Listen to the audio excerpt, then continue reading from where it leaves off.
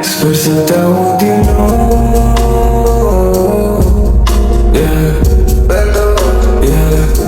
Că tu îmi vindești toate.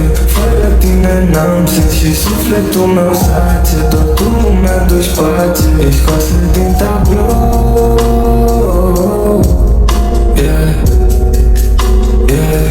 Faci geloase, poate arată. Trebuie să rămâi aproape. Chiar și când plângi în farmă, că ai lacrimi de mutase. Sper să te aud din nou. Doar vocea ta rămâne închisă într-un vocal pe telefon, mă por și-n somn. Să apar la mine în vise atunci când mă pun să dorm. Încerca să dau de tine aproape că am trimis fax. Mă simt în impas, caut să lipești ce-a mai rămas. Iar minutele se scurg indiferent cât dau pe ceas. Ca într-o scenă dintr-un film când se țipă fără glas. Fiindcă ești farmec, ești magie fără nicio poțiune. Dacă-i loc de vizitat, tu ești acolo ca minune. Ești lumina reflectoarelor ca într-o emisiune. Sper să te aud din nou, aștept telefonul să sune.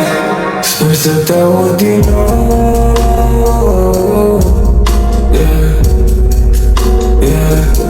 Că tu îmi vindești toate.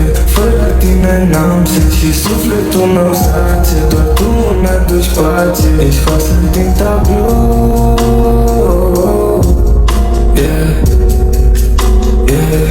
Faci geloase, poate arată. Trebuie să rămâi aproape. Chiar și când plângi în farmă, că ai lacrimi de mutase. Câte zile negre mi le-ai făcut aurii. Ești singura care poate face din noapte zi. Acum să nu te sun, vreau să te aud măcar un pic. Și când vorbesc cu tine simt că trăiesc un infinit. Chiar nu vreau să pleci, vreau numai să stai. Dacă timp să treci, te aștept în fatohar. Că eu vreau numai să te simt, să te aud și să vorbim, să credem seara într-un pahar de vin.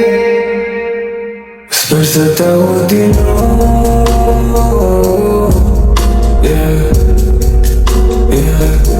Că tu îmi vindești toate.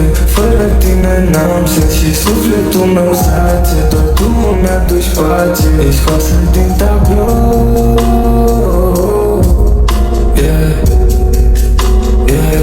Faci geloase, poate arată. Trebuie să rămâi aproape. Chiar și când plângi în farmă, că ai lacrimi de mătase.